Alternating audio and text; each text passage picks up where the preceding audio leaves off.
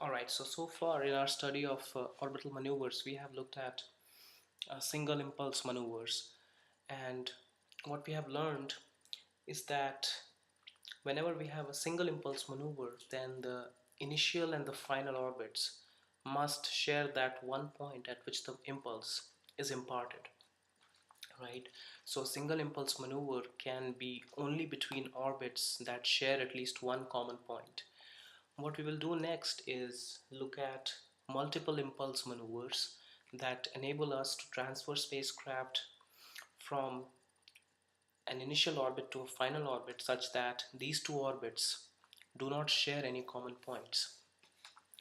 Now, what we have learned in our study of single impulse maneuvers is that the basic lesson was that any delta V that results from a rotation of the velocity vector is an expensive maneuver, whereas all tangential delta V's are less expensive and they are to be preferred over rotations of the velocity vector.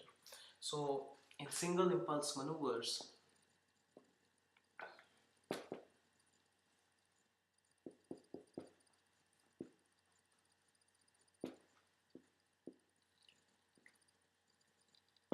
here's what we have learned.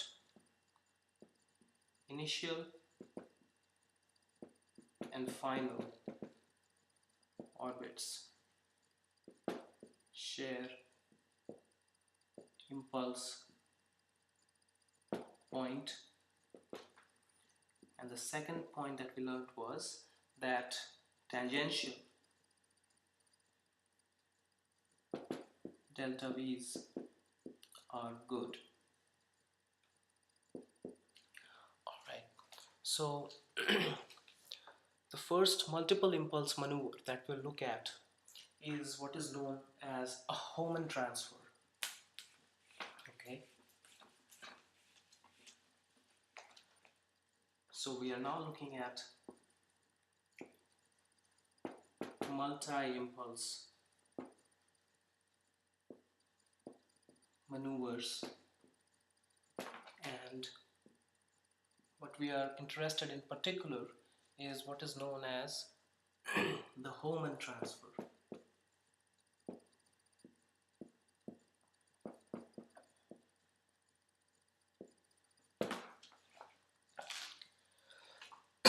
So this Hohmann transfer involves two impulses,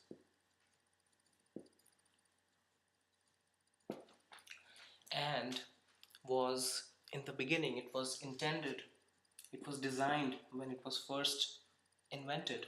It was designed for, well, so I should say originally designed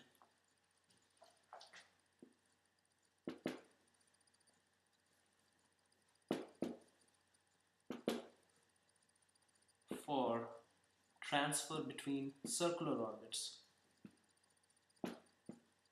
between coplanar circular orbits.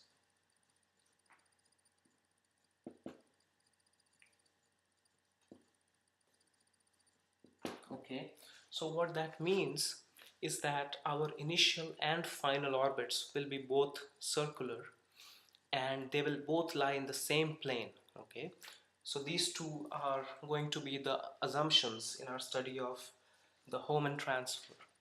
Now, it turns out that the Hohmann transfer is the most fuel efficient transfer between two such orbits, meaning two circular coplanar orbits.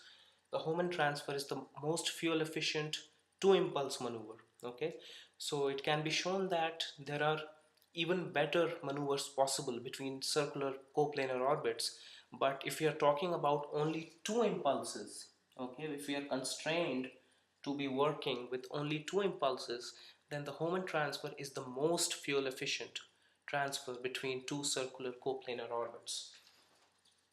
Okay.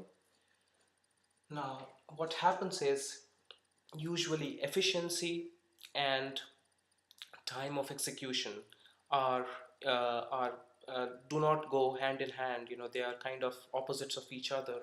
So because of the fact that Hohmann transfer is the most fuel efficient two impulse maneuver between circular orbits, it is the slowest.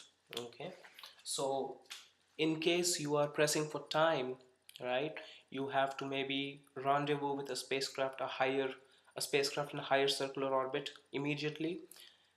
And if that higher orbit is very far away from where you are right now, then the Hohmann transfer may not be the way to go because it is very slow. Okay, so a Hohmann transfer is usually the best choice when your initial and final orbits are relatively close to each other. Alright, so to begin our study of the Hohmann transfer, let us look at the geometry of this maneuver. So, like I said, a Hohmann transfer takes place between two circular orbits, and they are both coplanar. So we will assume that the plane of the orbits is this whiteboard. All right. So here's the focus or the center of gravity, which is the Earth, and we have an initial orbit, which is circular, and a final orbit, which is also circular. Okay, so here's my initial and the final.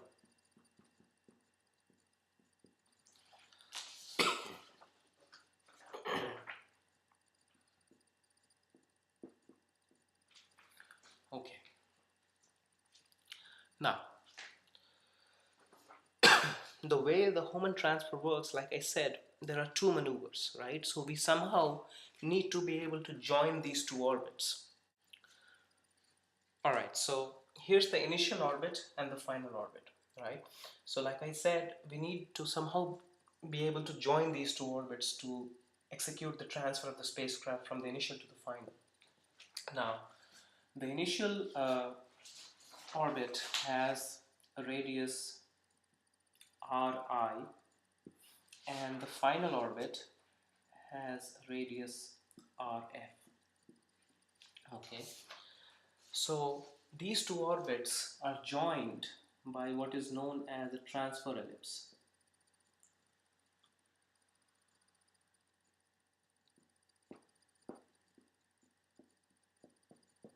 Okay, so this ellipse is called the transfer ellipse because it transfers the spacecraft from the initial to the final. And there are two impulses involved, right? As you can see here, the first impulse takes place at this point, I'll call it P, and the second impulse takes place at this point, which I will call A. So with the first impulse, I transfer the spacecraft from the initial orbit to the transfer ellipse. Okay, so there's a delta V that goes in here. I will call that delta V1, and the second impulse takes place at point A, call that delta V2. Okay, so what you see here is that in the Hohmann transfer there are two delta V's, and both the delta V's are tangential.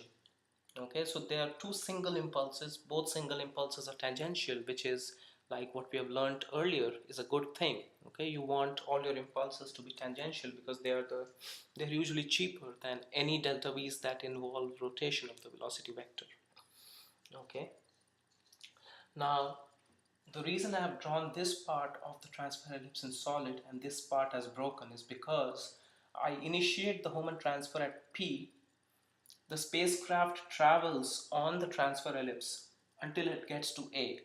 Okay, and as soon as it gets to A, there is a delta V that is imparted, which transfers the spacecraft from the transfer ellipse to the final orbit. So this part, this half of the transfer ellipse is never traversed by the spacecraft. Okay, so even though it's there, it's never used. That's why I've drawn it as a dashed line. Okay, so in the execution of a Hohmann transfer, there are three key steps. The first step is to design this transfer ellipse. The second step is to determine what delta V1 is, and the third step is to determine what delta V2 is. Okay, so once we do that, those three steps, basically that's what the Hohmann transfer is. Alright, so let us look at step 1, which is design of the transfer ellipse. Now this is essentially a geometrical problem, and it's not very difficult because, as you can see, this is the focus right here, F, of our gravitational field. So for this ellipse, here is 2 times the semi-major axis. Okay, and this distance is Ri, right, and this distance is Rf. It's the radius of the outer circle. So I'm going to take this out now.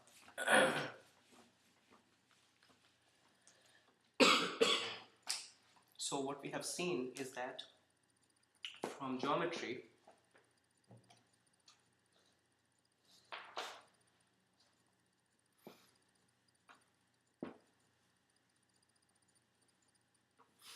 I'll draw a small one here so you can keep track of what's going on. Here's the transfer ellipse. Half the transfer ellipse, that's the useful part. So Ri and Rf. So as you can see from geometry, 2 times the semi-major axis. Here's the semi-major axis. Twice the semi-major axis, right, of the transfer ellipse. So the subscript T stands for transfer ellipse, is Ri plus Rf. Okay, so that gives us immediately this equation 1, that AT is Ri. So the semi-major axis of the transfer ellipse is the mean of the 2 radii. Okay, all right.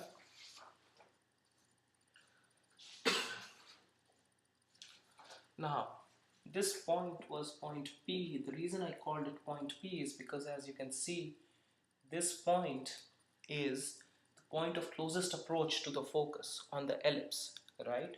So that is the periapsis of the transfer ellipse, whereas this point A is the apoapsis of the transfer ellipse. So again, from geometry, we have Rp of the transfer ellipse, the periapsis radius is Ri, okay, and also our apoapsis of the transfer ellipse is Rf, right? But we know that the periapsis radius is nothing but AT1 minus ET, and ET is the eccentricity of the transfer ellipse. So we know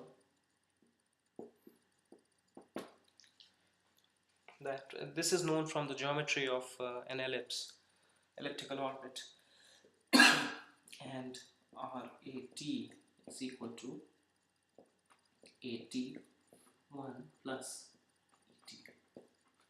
Okay, so we can solve this system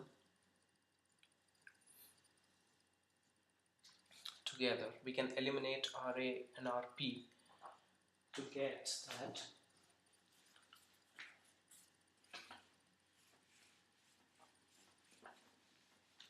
take the ratios to get that RAT over RPT is equal to AT1 plus ET, AT1 minus Et. This is nothing but Rf over Ri. Now I'm going to call this ratio, this is going to be extremely important in the study of moment transfer. I'm going to call that chi. Okay? Do not confuse it with the universal mean anomaly that we have already done and we are not going to touch anytime soon. So this chi is the ratio of the final radius to the initial radius. Okay, so solve this equation now for Et. We already found At. So we get that Et is chi minus 1, chi plus 1. Okay, I have this as equation 5 in my notes.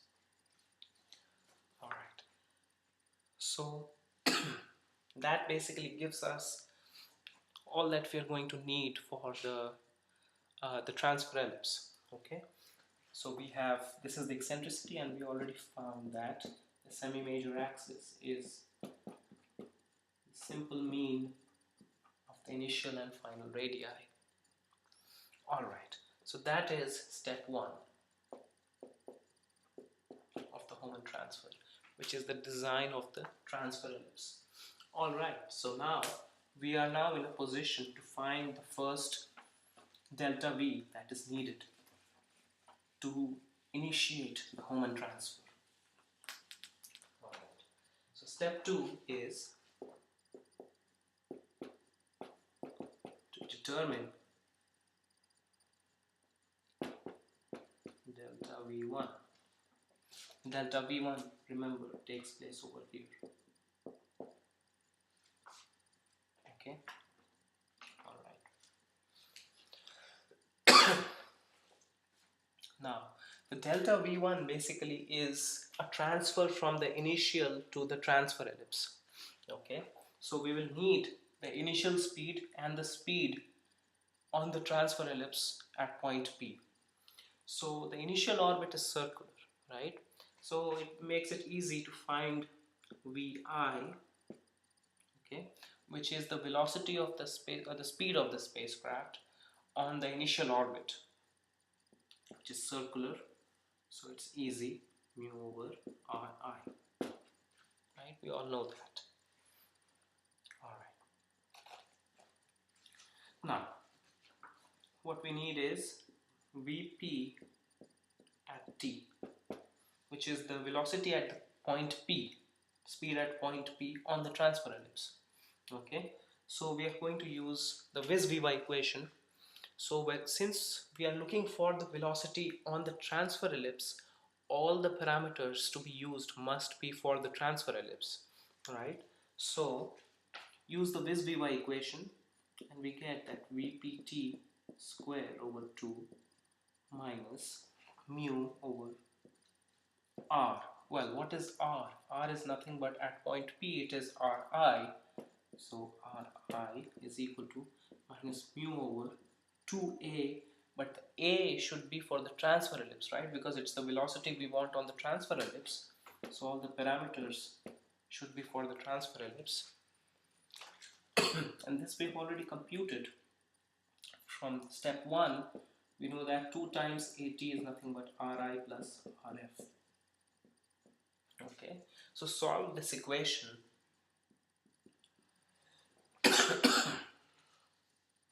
And what we get is that excuse me, Vpt square is equal to 2 times pull out mu 1 over Ri minus Ri plus Rf. Okay. Alright, so I'm gonna create some space here. This is where we are at. Now I'm going to pull out Ri from here. Okay, so Vpt square is 2 mu over Ri 1 minus Ri plus Rf. Okay, but this remember, is vi square. It's the speed on the circular orbit, the initial circular orbit. So this is 2vi square, and here I can divide by ri, both the numerator and the denominator, and I get 1 plus chi. Okay, divide by ri, and recall that chi was defined as the ratio of the outer to the inner. Okay, get rid of this now. Alright, so simply what we need to do next is just clean this up a little bit, and what we will get is that Vpt, take the square root, is Vi 2 chi over chi plus 1.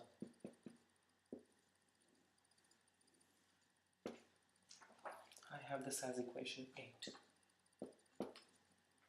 Okay, in the notes. Alright, so what we have done is we have been able to find the initial speed at point P and the final speed at point P. Okay, and now what we know is that this delta V is tangential, right? So this delta V is implemented, can be computed as a simple algebraic addition of these two speeds. Okay, so here's what the geometry looks like at point P.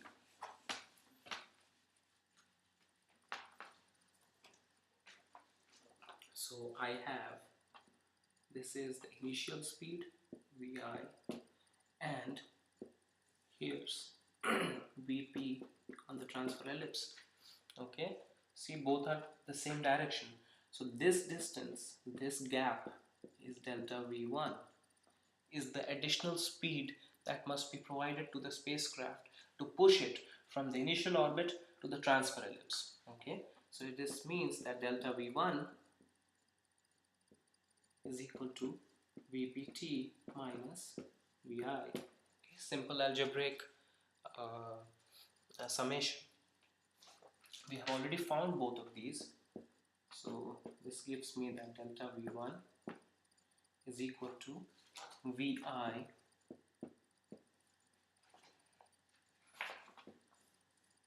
2 chi plus 1 minus 1.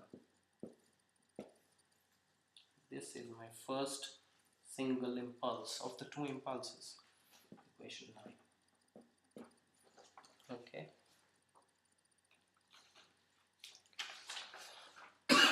Alright, so as a result of this maneuver, what has happened is that the spacecraft has moved from the initial orbit to the transfer ellipse, and it is on its way to meeting the final orbit. Alright, so if we don't do anything else, what will happen is that the spacecraft will forever be bound to move on the transfer ellipse, and will just keep going round and round like that. But that's not our objective, right? We want to move the spacecraft to the final circular orbit. So at point A, we will impart another impulse, okay, and what that will cause is that it will make the spacecraft transfer from the transfer ellipse to the circular orbit. Now, because of the fact that the impulse at point A leads to a circular orbit, okay, so from initial orbit, which is the transfer ellipse, to the final circular orbit, the end product is a circular orbit, right? Therefore, that impulse at point A is known as circularization. Okay, it's just a terminology that is used in the literature. So any delta V that causes or that leads to a end product which is a circular orbit is called a circularization maneuver. Alright, so the step 3 of our Hohmann transfer then is the circularization maneuver at point A. So step 3, determine delta V2, which is the circularization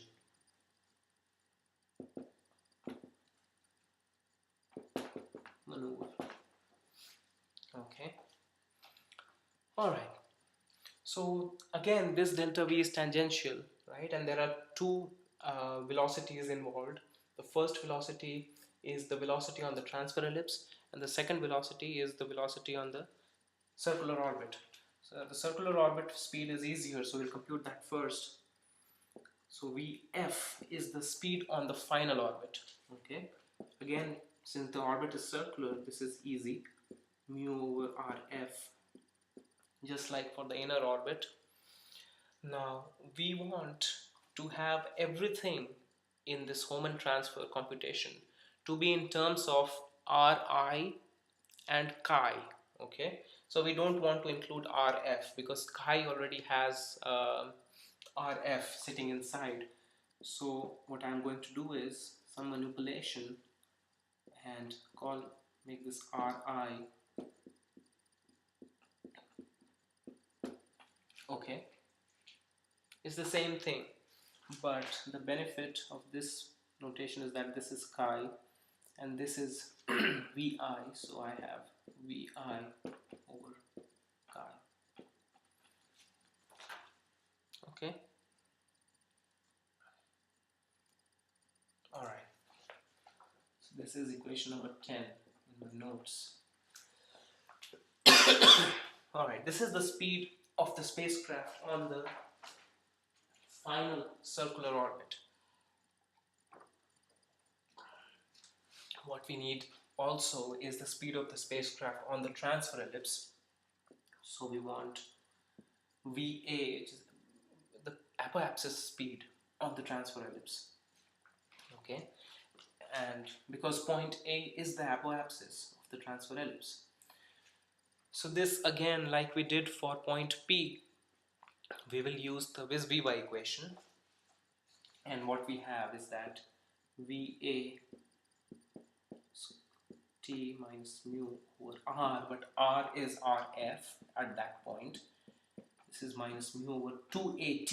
Again, AT is nothing but Ri plus 2AT is nothing but Ri plus RF. Okay. So solve this out, and what I get, what I have here is VAT square is 2 mu over R I. I'm going to pull out Ri again. Okay, is equal to R over RF minus, and then Ri over Ri plus Rf. Okay, and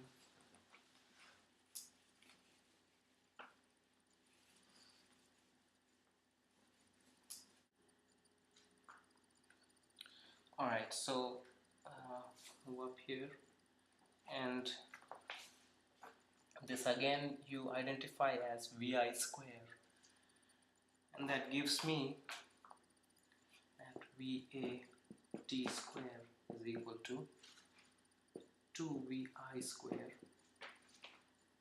1 over chi. Okay, this is 1 over chi minus 1 over chi plus 1. Right? Okay, then solve this out, and we get that VAT is equal to Vi 2 over chi plus 1.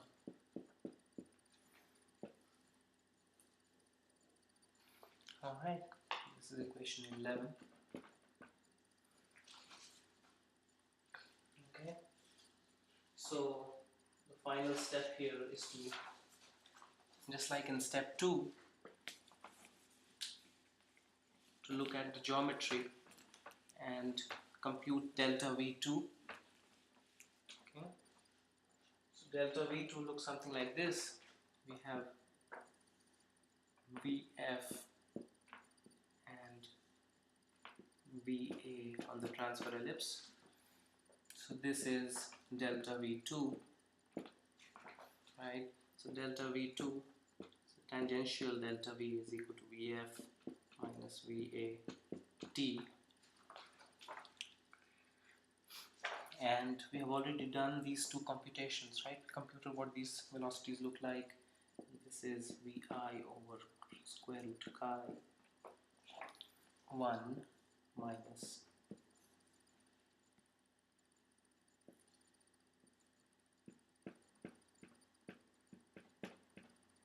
okay.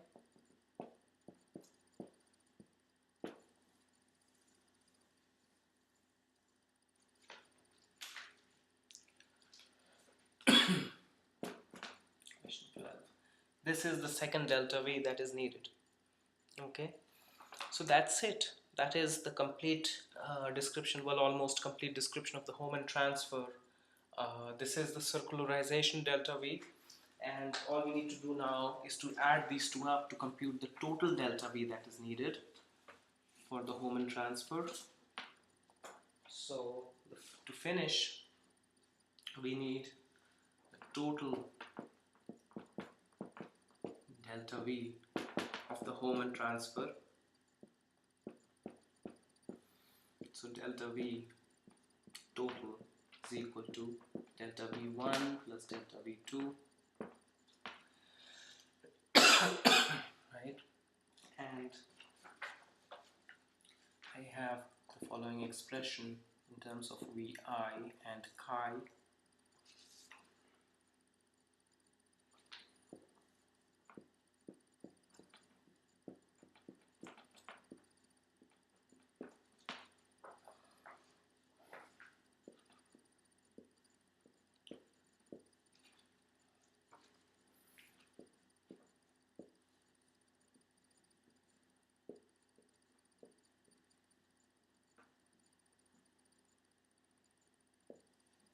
Alright, so this is the total delta V that is needed for the Homan transfer.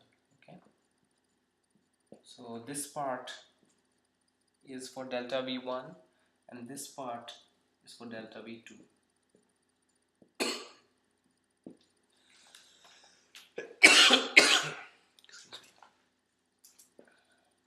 Okay. There is one other thing that we need to compute, is how much is the time that is needed to execute the Homan transfer, right? And we already know how much time is needed, because basically the time that is involved is only due to the fact that the spacecraft must travel on the transfer ellipse. The impulses themselves, by definition, right, they're impulses. They don't take any time.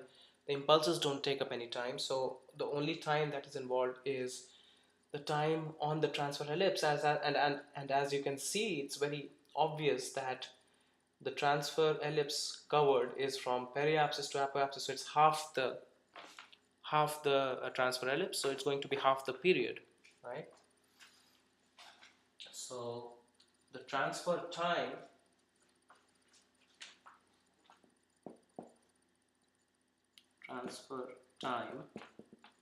which is t, is equal to the period of the transfer ellipse over 2 half the period. But we know that from the Kepler's third law, we know what that equation looks like. So at cube over mu, where at is known to be what we already computed in step 1, the mean of the initial and final orbits.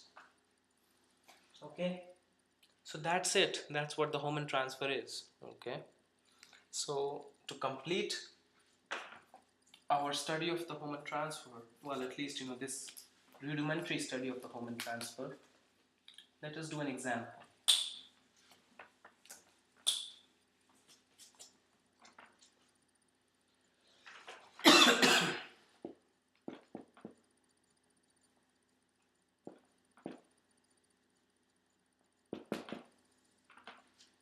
Okay, so the problem is to determine how much delta V is needed, how much time is needed, and how much fuel should be burned to execute a Homan transfer between two circular orbits, two coplanar circular orbits, such that the final radius is 2 times the initial radius, and the final radius equals 14,000 kilometers.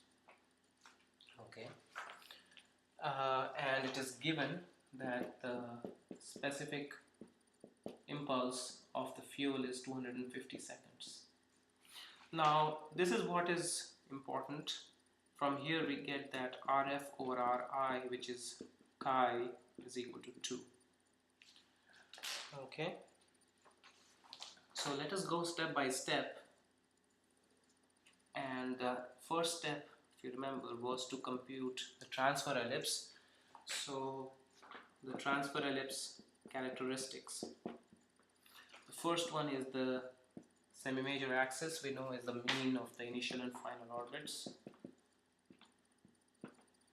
right? And that turns out to be 1,500 kilometers.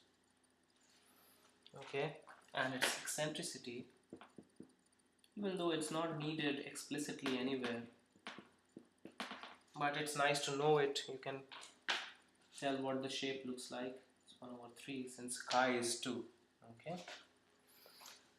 What is useful is the period, because we will need that to compute the transfer time. So this is 2 pi at cube over mu, and this turns out to be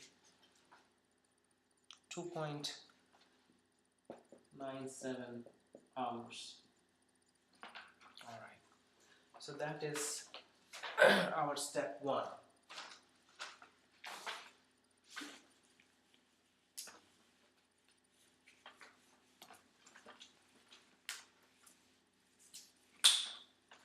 Okay, so here's step 2. Step 2 is to find the delta V1. Now we have the final expression, so it makes it very easy. The delta V1 is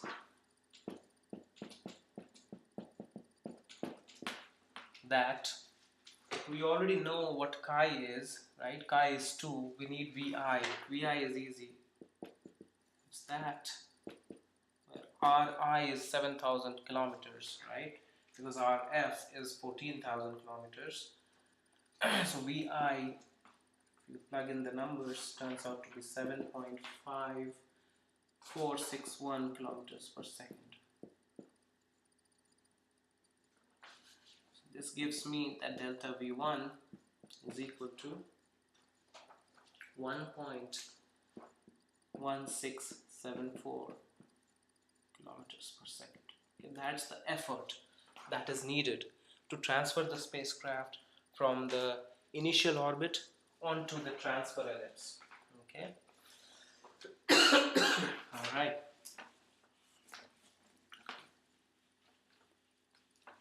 Step 3 is to compute the circularization delta V, which is delta V2, and we found that the expression here is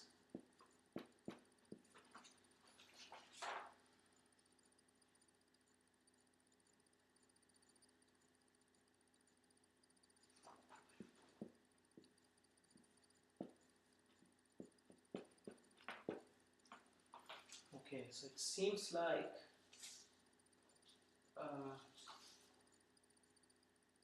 no, it's fine. This is the expression. Okay, this is the correct expression, and I hope I didn't write the wrong one when I was giving you the full delta V expression, the expression for the full delta V. And I'm suspicious that I may have a chi sitting inside here, but hope not. This is the right expression. This is what is in the notes. The notes are all consistent. Okay, so if there was an error while I was recording this lecture, please make a note of that. But this is the expression, and all the expressions in the notes are correct. Okay, so this turns out to be, just plug in the numbers, Vi over square root 2, 1 minus 2 over square root 3, right? Chi is 2, so this turns out to be 979.15 meters per second, 0.98 kilometers per second. Okay, so we are ready to finish. So this gives us that the total delta V is delta V1 plus delta V2 is equal to 2.1465 kilometers per second, and the travel time is pt over 2, which is 1.49 hours, which is approximately 90 minutes. Okay, so this gives you an idea of how much time is needed to execute the Hohmann transfer between these two orbits. And the final thing that we need is the fuel mass. So delta m over m naught, we know, is equal to 1 minus e to the minus delta v GISP. This delta v is the total delta v that is needed, right, for this entire maneuver, which is about it's 2.1465 kilometers per second. So this fraction turns out to be 0.584, which is quite high. As you can see, it's 58% of the fuel mass. So if I just let the initial mass be 700 kilograms, that's what the spacecraft weighs at the beginning, this tells me that the propellant mass delta m that is needed is 408.5 kgs, which is quite a lot. Okay, but what is important is that this is the best you can do if you are constrained to doing only 2 impulses, right? Because the Hohmann transfer, like I said in the beginning, is the most fuel efficient maneuver, 2 impulse maneuver between 2 circular orbits. Okay. Now, there is one thing that I want to point out, and it's there in the notes as well, that the delta V total is a sum of delta V1 and delta V2. Okay, so you may think that the propellant mass that is needed must be computed in 2 steps. Okay, delta M1, which involves delta V1, right? That gives you a new mass of the spacecraft, right? You subtract out the propellant mass that was needed for delta V1, you get a new M0. Then you compute delta M2 with that new reduced spacecraft mass, and then over here use delta V2, right? See what I'm saying? Now, so that will give you the actual total propellant mass, more rigorously, if you may. But it turns out that the answer you will get by taking that route is exactly the same as, if you do it in just one shot, use delta VT. So you can prove that as an exercise. It's not very important, but it's good to make sure uh, that you get the same answer. Okay. All right. So that's it for the first lecture on Hohmann transfers. Uh, I hope you're able to follow the notes a little better with this video. So please do that.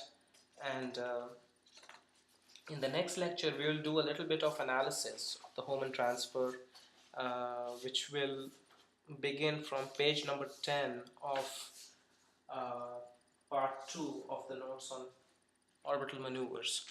All right.